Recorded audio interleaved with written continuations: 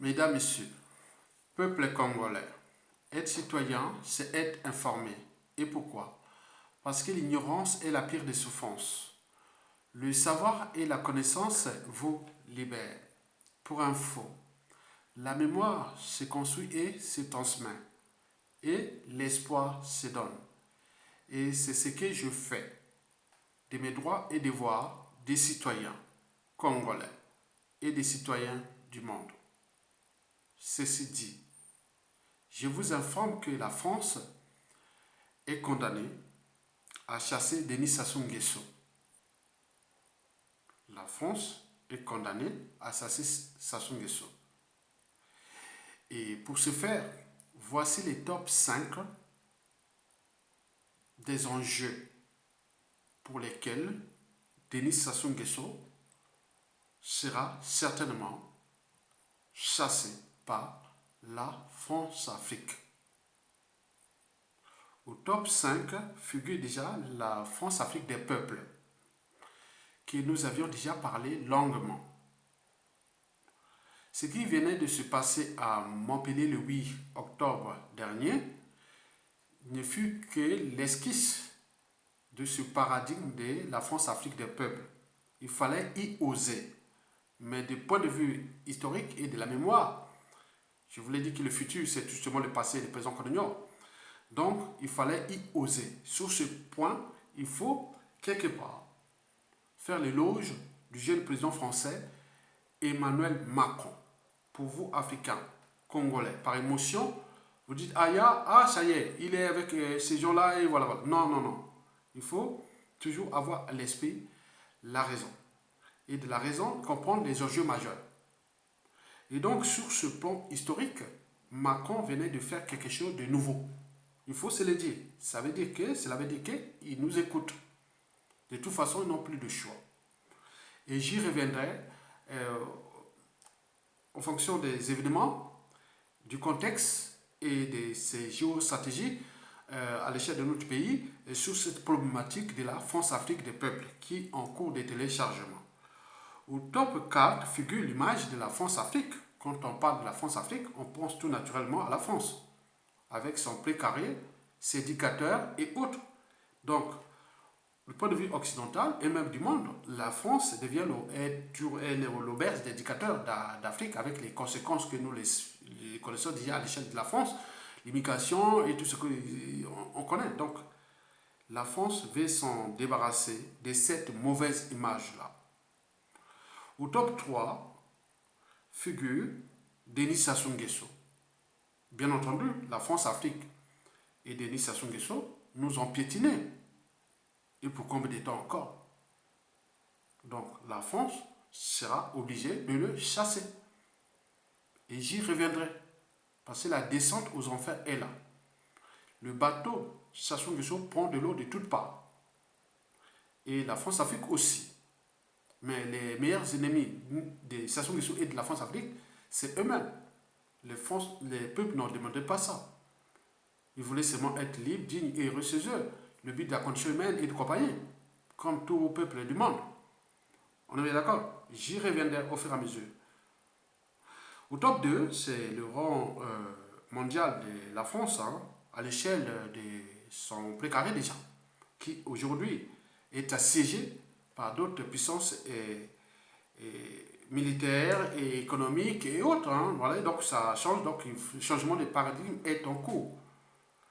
Et enfin, en top 1, c'est les enjeux géostratégiques. Parce que la France-Afrique devient le mouton noir quelque part de l'Occident. Et donc, il y a beaucoup d'enjeux majeurs là qui sont là. Donc, moi, en tant que citoyen congolais, citoyen du monde, donc j'essaie un peu de comprendre les enjeux et en tenant compte des évolutions, des traditions, cultures, sociétés et civilisations, c'est pour que s'apaisantit sur la zone France-Afrique qui nous a fait tant de mal. On est bien d'accord? Donc, il y a des enjeux là qui sont là visibles. Donc, la France est condamnée, obligée de changer de paradigme. Mais ils y bossent, ils bossent. Ils sont en train de bosser. Et pourquoi? Parce que pour eux, déjà, éviter qu'il y ait, voilà, déjà les amalgames France-Afrique, la France-Afrique, la France-Afrique, je vous ai parlé que le Parti démocrate américain fut le parti le plus, où il y avait tous les racistes et tout, voilà. Donc les républicains, c'était le parti qui avait vraiment fait beaucoup de boulot pour les Noirs. Maintenant, aujourd'hui, les Noirs, tous maintenant, les démocrates et les républicains deviennent, voilà, donc voilà. Donc vous comprenez ça. Donc on peut changer. Donc c'était monde, toute œuvre humaine est perspective. Donc on peut changer. Donc il y a des évolutions, il faut comprendre ça. Ok? Je ne suis pas français, je suis congolais, je suis humain, citoyen, congolais humaniste et autres. Donc je comprends les enjeux. Donc vous devez éviter les amalgames, invectiver la France, la France, la France. Non, non, c'est pas ça. Elle sait bien qu'elle est prise dans son propre piège et qu'elle sait comment transformer ces choses-là. Ok? Très bien. Deuxièmement, vous savez que la haine, la division s'est installée dans notre pays.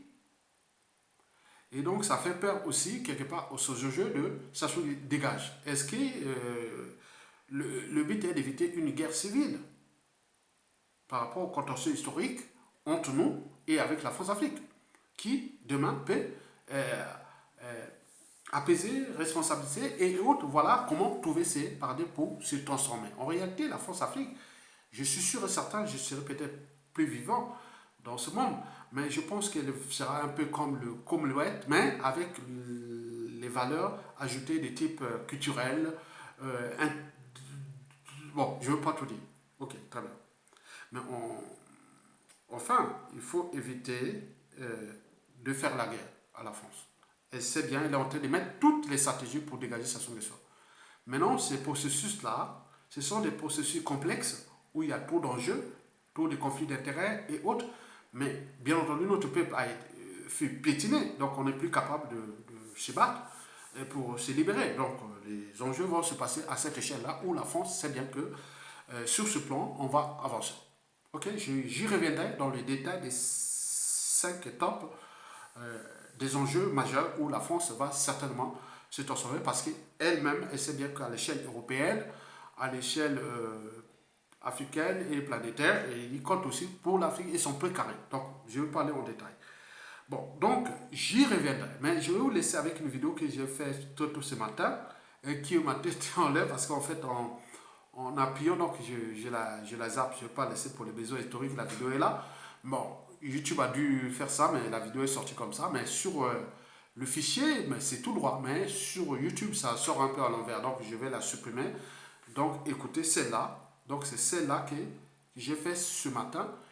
Et vous devez la liker, la partager et autres. Je voulais toujours dire que le monde que nous vivons est un processus de notre pensée. Mais il ne peut être modifié sans repenser nos modes de pensée. Déjà à notre échelle. Quand les gens viennent par émotion, par plein de tout, non. Il y a beaucoup d'enjeux. Je vous l'ai dit et rappelé que demain, il y aura bloc contre bloc. Les blocs là sont déjà visibles comme au temps de la guerre froide. Et puis, aujourd'hui, avec les déplacements des centres de décision et autres, mais la première valeur sera linguistique. Parce que vous ne pouvez pas rencontrer ni personne, nous faire ceci, faire des affaires autour sans la langue. Donc la France, elle comprend ça. Et donc, voilà, donc moi, je voulais seulement vous laisser ça. Et donc, écoutez la vidéo et partagez-la. Et pour les autres, moi, je suis positionné dans le cas des arbitrages, des synergies, des complémentarités, mais il peut arriver, c'est aussi des antagonistes, parce que j'ai aussi allumé le régime Sassou-Nguesso, puisque pour nous, c'est le but de la condition humaine qui nous intéresse. On ne peut pas laisser libre cours à un individu, humilier tout le monde en toute impunité, briser des millions de vies, diviser et s'aimer la haine et autres. On voit bien ce que ça donnait, puisque à l'échelle de notre pays, on n'entend plus que division nord, sud, est, ouest ou autre, mais à l'échelle de la France-Afrique, on en voit partout. Au Cameroun, au Gabon, au Togo, au Côte d'Ivoire et autres. Ce fut l'ADN de la France-Afrique dans le contexte de l'époque. Qu'elle est plus le gendarme de l'Afrique. Et donc, elle va se transformer. Mais ils y bossent. Donc, c'est à nous de l'accompagner dans ces représentations de ces problématiques-là. Donc, je vais vous laisser là. Il y a beaucoup de trucs de géostratégie, des enjeux Donc nous cherchons pour que chacun de nous, individuellement et collectivement, partout dans le monde, on puisse vivre heureux et voilà, donc comprendre cet humanisme, ces problématiques d'humanité en fait. Hein. Donc j'y reviendrai. Je vous laisse avec cette vidéo et merci beaucoup et à bientôt. Mesdames, Messieurs, peuple congolais, pourquoi le dictateur Denis Sassou Nguesso s'empresse d'assassiner Clément Mwamba, Jean-Jacques Bouyard et tous les autres témoins de ces crimes multiformes et multidimensionnels? C'est parce qu'il vient de perdre ses soutiens France-Afrique et géostratégiques. Donc, sa chute est évidente. Mesdames, Messieurs, peuple congolais, être citoyen, c'est être informé. Et pourquoi? Parce que l'ignorance est la pire des souffrances.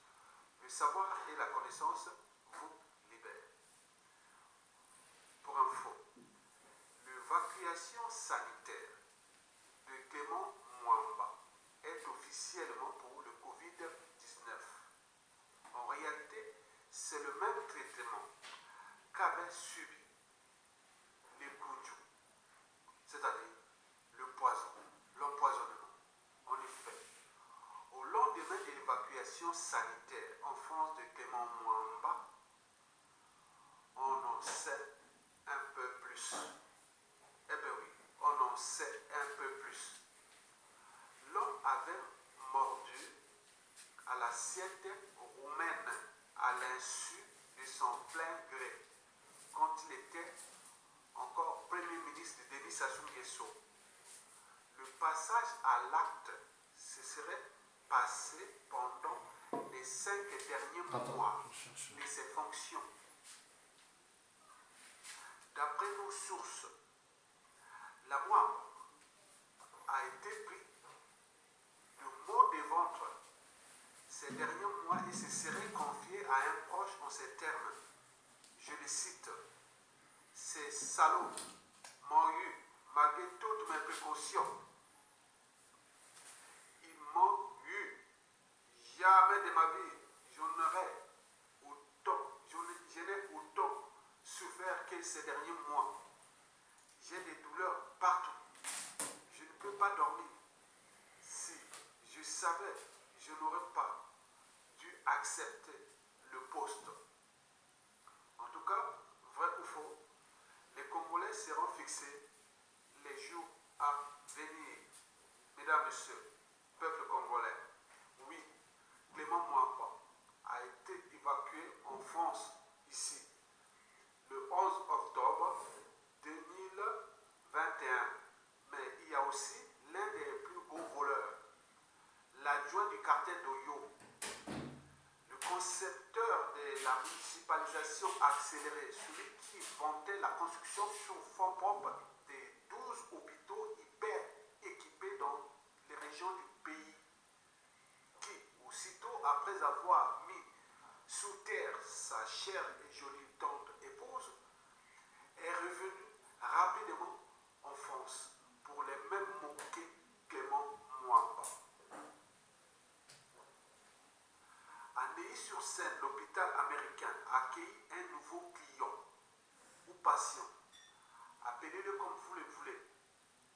Mesdames, Messieurs, peuple congolais, oui, franchement, où sont-ils passés ces 12 hôpitaux hyper équipés qui seraient construits dans notre pays? Le commandant Massoud, toi qui connais Jean-Jacques Bouyard, tu ne peux pas, au nom de nos compatriotes, démunis à implorer son pardon avant qu'il ne rejoigne sa tante épouse. Donc, Toda de nous dire, par pitié, où sont les 12 hôpitaux centraux du peuple. Mesdames, Messieurs, peuple congolais, de ce qui précède, j'ai 3 observations. La première observation, c'est le dixit de Denis Sassou Nguesso, que nous avions répété ça plusieurs fois. Vous tapez dixit de Sassou Nguesso, vous allez tomber soit sur mes vidéos ou sur mon blog, là où j'ai parlé du dixit de Sassou. Il y a des tonnes de pages où je parle de ce Dixit depuis presque 12 ans. Je partirai, je ne laisserai jamais les témoins de mes crimes. Sassou l'a dit, c'est son Dixit. Dixit Sassou, je partirai, mais je ne laisserai jamais les témoins de mes crimes. Ah oui, le cas de Clément Mwamba, c'est un cas d'école. Ah oui, Clément Mwamba est aussi le témoin gênant de Denis Sassou Nguesso, puisqu'il est au cœur de ce qu'on appelle le terrorisme d'État dans le pôle.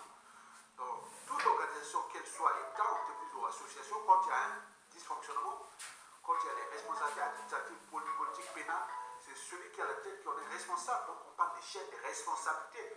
Président, de fait autoproclamé Denis Sassou Nguesso, comme Premier ministre fut Clément Mwamba, et les terroristes d'État qui s'étaient passés dans le pôle, Clément Mwamba était le Premier ministre. Et avec son gouvernement, avec un ministre de la Défense et son chef d'état-major. Donc, c'est la responsabilité. On ne va pas dire, ah oui, ils n'ont que la responsabilité d'avoir les trains de vie dorés, les retraites dorées, l'évacuation sanitaire dorée et autres, mais pour la responsabilité historique pénale du pays, ils ne sont pas responsables parce qu'on va parler de la géopolitique du Nord, le pouvoir au Nord, alors qu'il est là, l'État, il est responsable quelque part de ce terrorisme d'État dans le pôle. Donc Sassou n'en veut pas laisser un témoin gênant de ce terrorisme d'État dans le pôle. On est bien d'accord? On peut en multiplier depuis ceux qui sont déjà tombés, depuis des coups d'État déjà. Ils sont des politiciens, ils sont des officiers généraux, de tout le monde est tombé. Parce qu'il ne laissera jamais de témoins de ces crimes.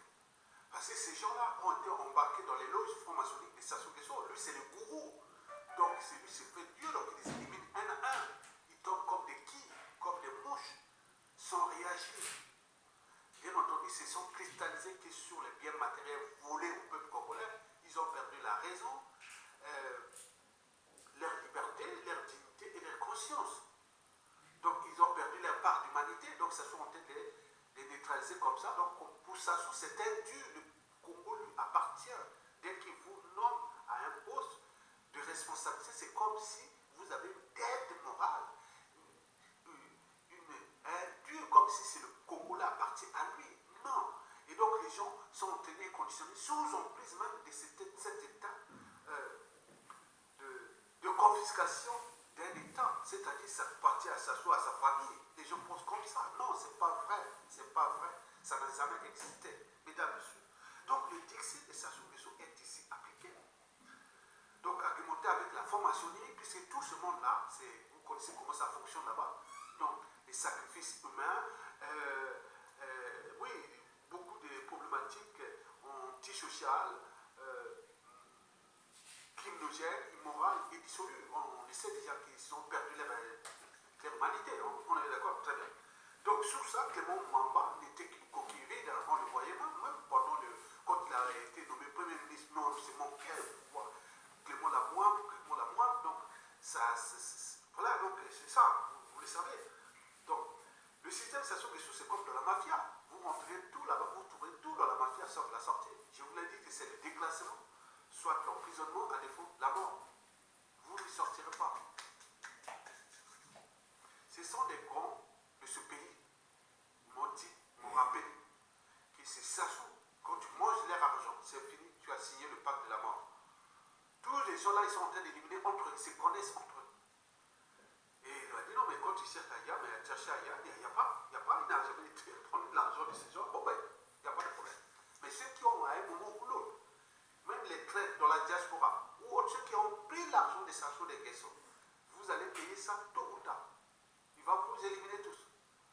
Donc ceux-là, ils sont partis là-bas, au lieu d'apprendre que l'État c'est impersonnel, c'est appartient à tout le monde, on doit se battre pour récupérer notre pays, les moyens de l'État et apporter la liberté, la dignité, le but de la condition humaine à tout le monde. Mais là, on a laissé Sassou Nguesso faire ce qu'on veut. Donc là, il est en plein là, il est en train d'appliquer ce Dixit.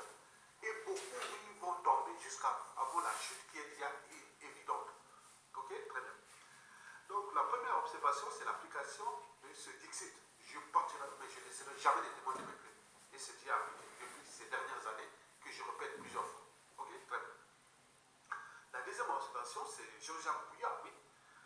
Le grand voleur, on l'a dit, milliardaire et autres, très bien. Avec l'argent volé du Congo.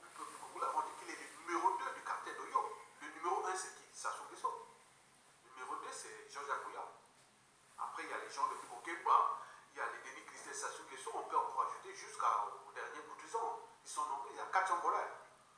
Et donc, vous avez vu que ces 400 voleurs détiennent déjà au moins 30 milliards de dollars qui sont volés au peuple congolais. Ils sont placés dans les paradis fiscaux, d'autres sont dans les biens immobiliers. N'oublions pas les valeurs mobilières, c'est-à-dire actions, obligations et plein de choses qui sont placées avec les comptes bancaires et autres. Mais ils ne seront pas là, ils ne vont jamais récupérer ça. Ce sont nous les Congolais, on va mettre tous les moyens. Et demain, qui va devenir riche au Congo? Ce sont les chasseurs de primes, ce sont les détectives privés, ce sont les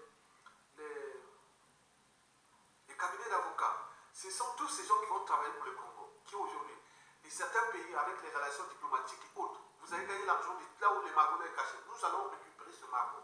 On nous les signale que ce magot, pour le récupérer, nous n'aurons que moins de 70%.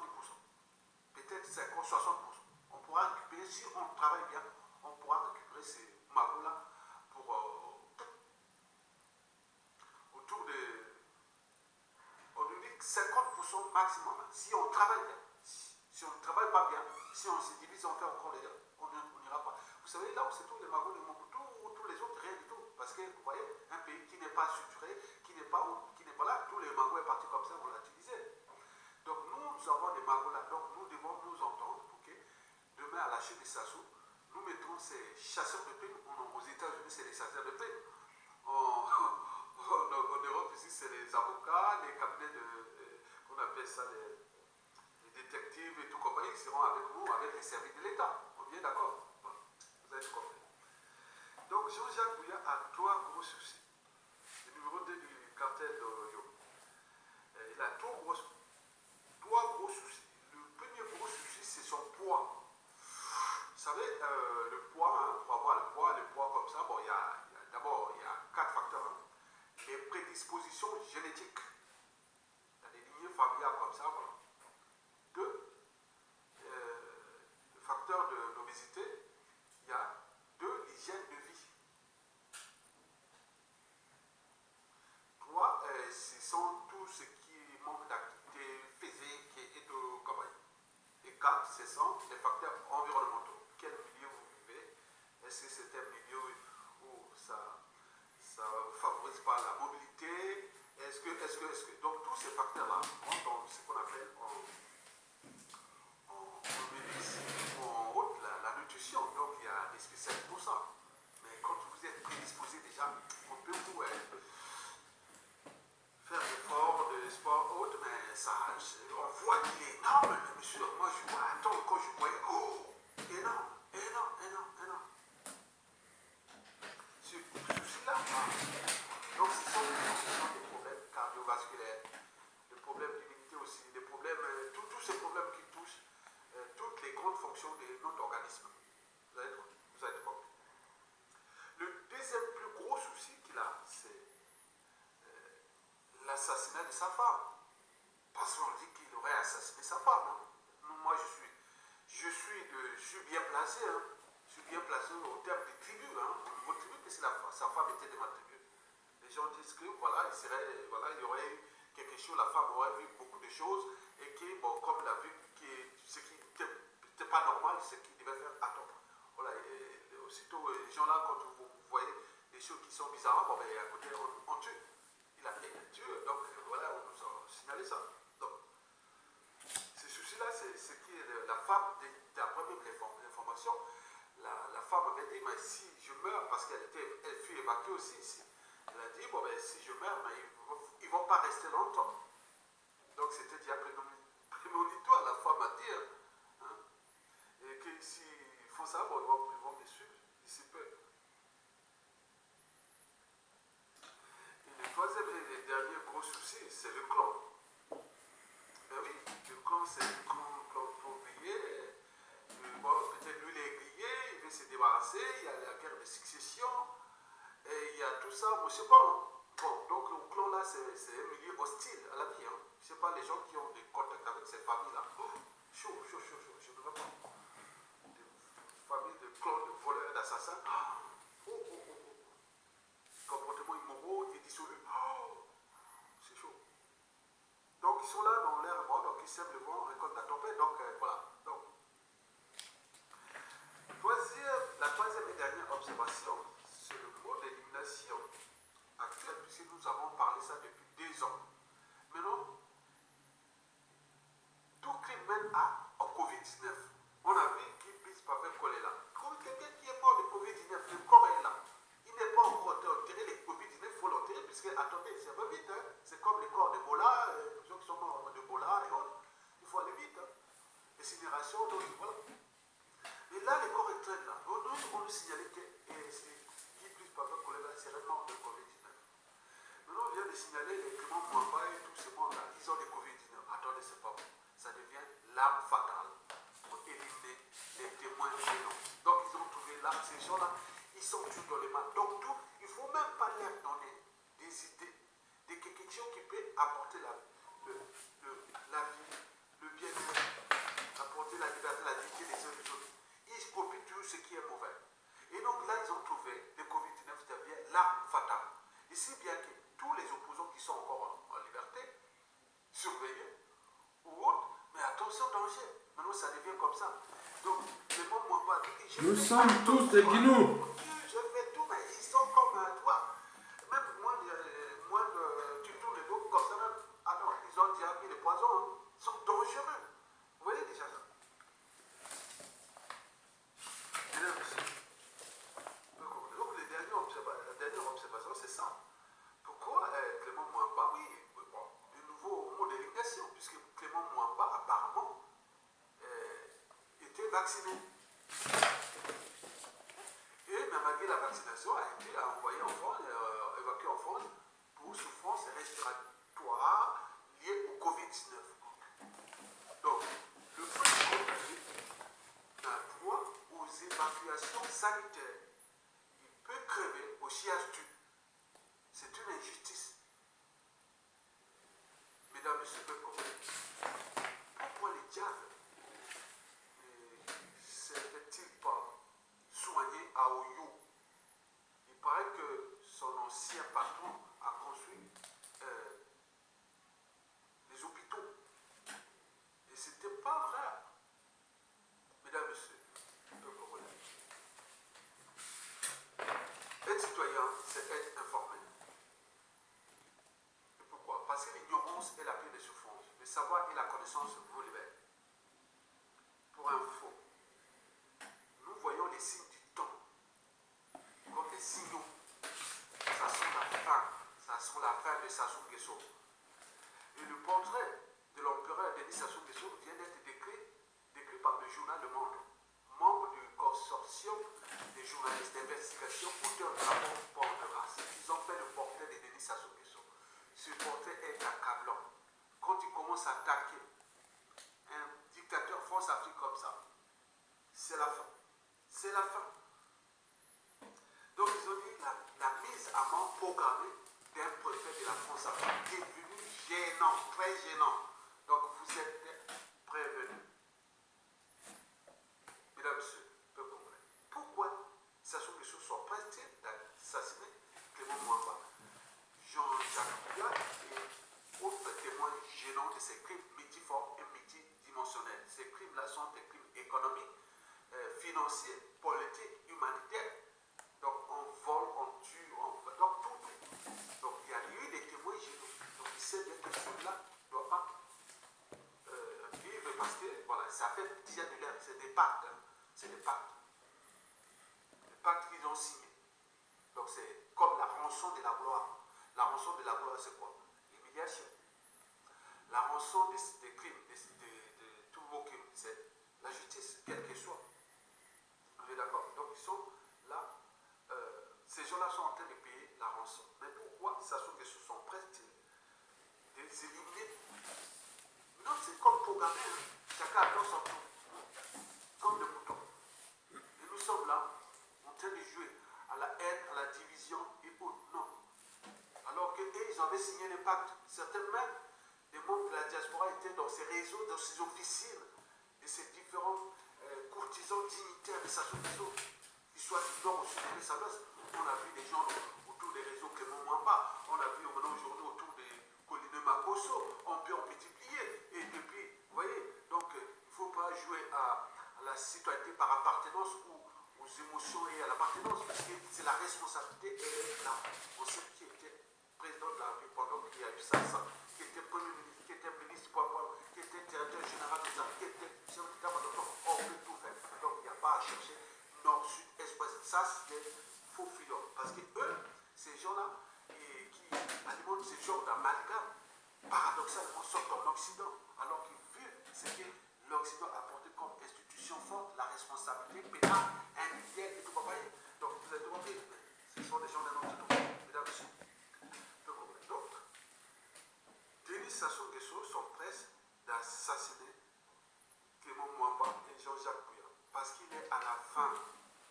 Donc il ne veut pas laisser le témoin s'exprimer. Comment Sassou Nguesso est-il arrivé là? Parce que le meilleur ennemi du régime, c'est lui-même. C'est lui-même le meilleur ennemi, comme le meilleur ennemi de la France-Afrique, c'est elle-même. On est bien d'accord? Très bien. Donc Sassou Nguesso, pour asseoir son pouvoir, s'est assis sur deux piliers. Il s'était assis sur deux piliers. Le premier, c'est le peuple. Et le deuxième, c'est les réseaux de corruption ou d'achat de conscience mondiale. Et donc, je commence d'abord le premier pilier, le peuple. Le peuple, il a piétiné. Le peuple, il a piétiné. Il en a donné les moyens de détruire ce peuple. Déclassement, exil forcé, empoisonnement, tout ce qui est la terreur, la violence, il en a donné les moyens de l'État pour piétiner ce peuple. Si bien que tout le monde a peur. Quand la République a peur, c'est bon. Je voulais faire des vidéos sur ce qui s'était passé pendant la Seconde Guerre mondiale avec le peuple allemand sous le Troisième Reich. Voilà, donc je vous avais expliqué ça avec l'histoire de Hermann Göring. Hein, vous avez compris. Et donc, la peur s'est installée.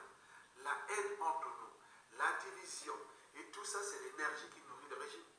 Plus vous êtes divisé, il y a la haine, donc la méfiance et défiance est là. Vous ne pouvez pas construire, combattre l'injustice, l'oppression et la barbarie par la division, la haine. Non. C'est comme la méfiance et la défiance, ça desserre les liens, ça casse les liens. Or, la confiance soude les liens. La confiance, c'est donc nous crée des épreuves. J'en ai vu un monsieur, un taximan parisien hier, qui sort de l'eau. Il y en a beaucoup comme ça. Si bien que parfois je me cache un peu, je vraiment. Se promener, il y a des quartiers aussi dans Paris que je pourrais même passer là-bas parce que il y a donc je ne peux plus. Donc ça me stresse, hein, c'est stressant. Hein. Quand les gens sortent comme ça, on ne sait pas. Voilà. Donc, mais ça, la confiance, parce qu'il s'est appliqué, quand on voit, c'est vraiment l'esprit. Comme les anciens ministres, les anciens de ce pays, ils disent non, tu es objective, tu es la parole libre, tu es vraiment l'esprit saint au terme de combat. Donc il n'y a pas, tu n'as pas de quoi que ce soit. Tu peux prendre quelqu'un qui tu vois, quand tu vois que ça ne marche pas, bon, allez, laisse tomber. Et donc vous avez tout compris. Donc là, le pilier que Sassou Nguesso avait dans notre pays, il a pétiné. Quand tu pétines un peu, tu deviens esclave. La justice, l'oppression, la barbarie, c'est tout à fait. Maintenant, le deuxième pilier, c'est celui de l'achat de conscience, la corruption. Ils s'en est donné les moyens. Par exemple, la société Orion, l'entreprise Orion One, c'est un réseau de corruption mondiale. Donc, tous les fonds passent par cette société du CFA. Et les Français sont en train de faire du boulot pour voir comment fonctionnait ce système. Et donc, ils vont tout faire. Les enquêtes, les brigades, la répression des fraudes, les trafics. Voilà, donc tout ça, il y a une brigade de France pour ça. Hein, voilà. Donc, ils vont y travailler. Très bien. Et donc, les réseaux d'achat de conscience, ça, on a donné les moyens. Et donc, ça consistait à corrompre d'abord les réseaux France-Afrique. On parle de conflits d'intérêts, de commissions, de mallettes et valises africaines, de financement occulte des partis politiques, des campagnes électorales, tout. En France, ici, attendez, vous êtes au pouvoir, on vous donne l'argent du Congo.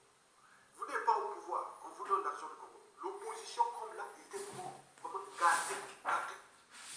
En même temps, le pays s'enfonce. Et ce n'est pas tout. Il est allé même jusqu'aux instances de gouvernance globale.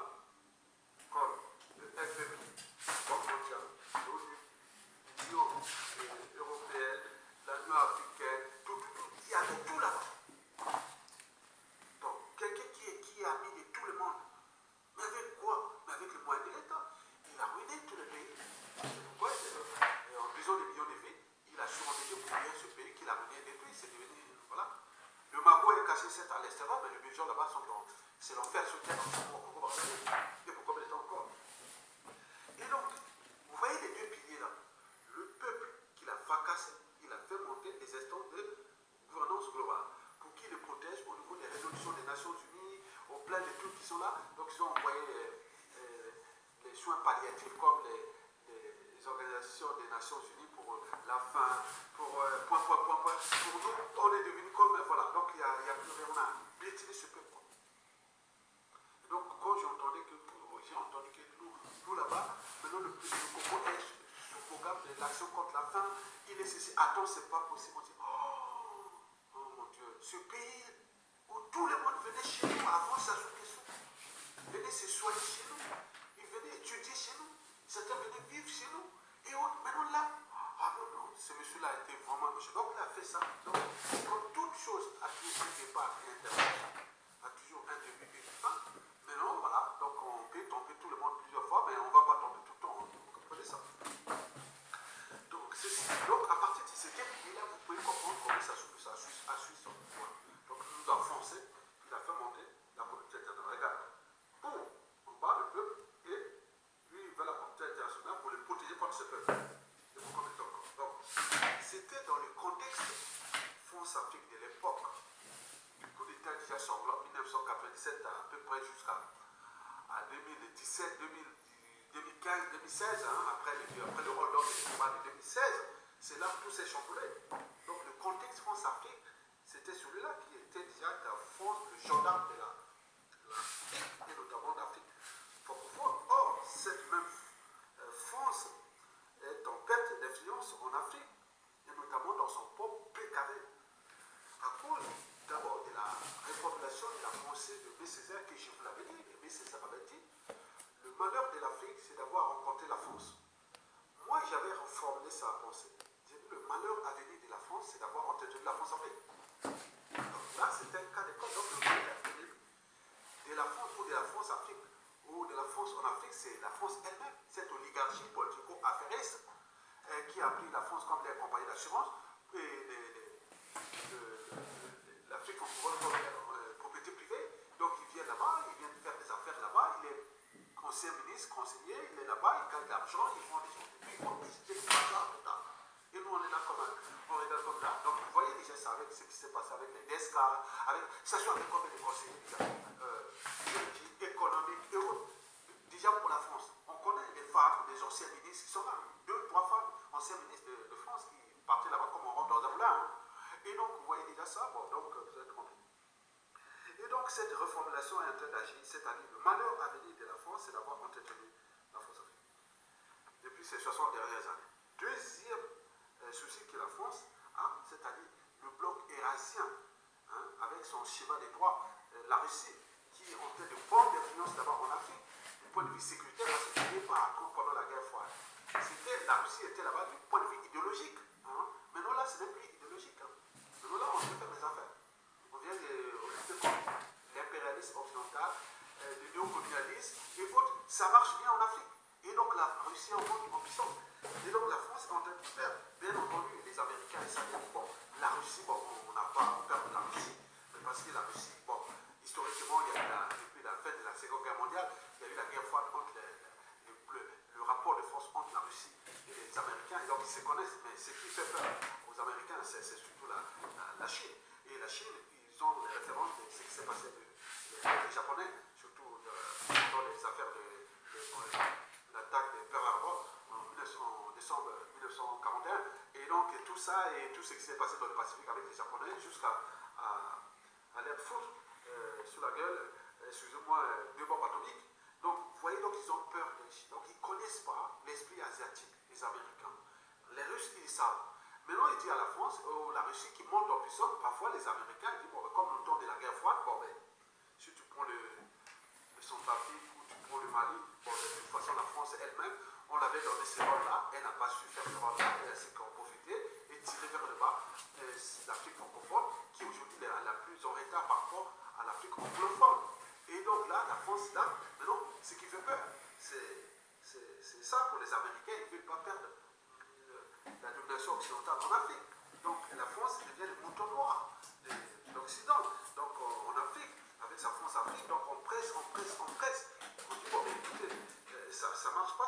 Troisièmement, il faut se dire que la division occidentale est là. Vous avez avec les histoires des sous-marins en Australie. Vous avez vu aussi ce qui se passe avec les gens de pêche dans les îles anglo-normandes, ici en France. Et donc, il y a des tensions entre l'Angleterre et la France, et aussi les tensions entre la France et les Américains. Mais bon, l'Union occidentale est toujours là. Mais vous voyez déjà, la France cherche à se positionner vers la Russie. La Russie dit, bon, mais si on peut se positionner vers nous, ben, très bien. Mais il faut que vous arrêtez d'être néocolonialiste, impérialiste et autres. Voilà, donc ça, la France est prise dans son propre piège. Et donc tout ça, ça décide. Donc de ce fait, la France presse de changer de paradigme. France-Afrique. Vous savez que ces processus-là demandent du temps. Et nous, peuple africain, d'Afrique, le Congolais en particulier, on a du temps. Mais la France n'a plus de temps. Ces processus demandent du temps. Si sa France veut changer de paradigme. Regardez comment c'est passé jusqu'à arriver à la fin de la guerre froide. Et puis de la guerre froide jusqu'au nouveau ordre mondial qui se décide. Bon, il y a eu des temps, 30 ans, 20 ans, non, voilà, c'est possible, demande du temps. Mais la France n'a plus de temps parce qu'elle est en train de tout perdre. C'est une émotion, c'est une comme épidémie. Toute l'Afrique francophone est en méfiance et défiance envers la France. Donc les autres sont en train de profiter, même au sein de l'Occident. Et donc ça n'arrange pas la France parce que ça reste l'Europe. Elle est obligée d'en profiter pour faire passer, évacuer tous ces sous-préfets parce que la France-Afrique, c'est le terreau, c'est l'auberge des dictateurs et des hold-up électoraux sans fin. C'est l'auberge de tentatives de dynastie, de monarchie, et c'est l'auberge aussi de tout ce qui a eu comme crime contre l'humanité au cours de ces 30 dernières années. Ça s'est passé dans la zone France-Afrique, vous le savez. Donc la France a une mauvaise image, mauvaise réputation, mais elle n'est plus que l'homme d'elle-même. Donc il faut aller au devant. Il y a des dynamiques en Afrique qui peuvent aller et qui peuvent accompagner ce paradigme. Donc ça se trouve. Et là, donc ce que je pourrais vous le dire, qu'en réalité la France va dégager sa solution. Et donc il y aura peut-être des négociations, il y aura beaucoup de choses comme ça. J'y reviendrai au moment. Donc il faut aller en détail parce que... On n'est pas encore au sein de l'environnement, hein. C'est encore zéro, hein. C'est 0,0, 4000 balais. Mais c'est du minimum. Hein. L'effet de la nature.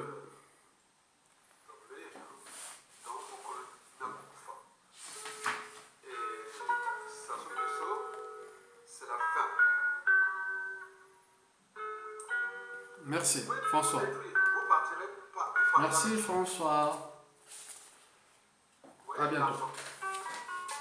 L'argent restera là. Mais la tombe, on vous dit non. Restez stratégique. Restez stratégique. Raisonnable, philosophe et conviction. Conviction, conviction. Merci beaucoup. À bientôt. Conviction. Merci.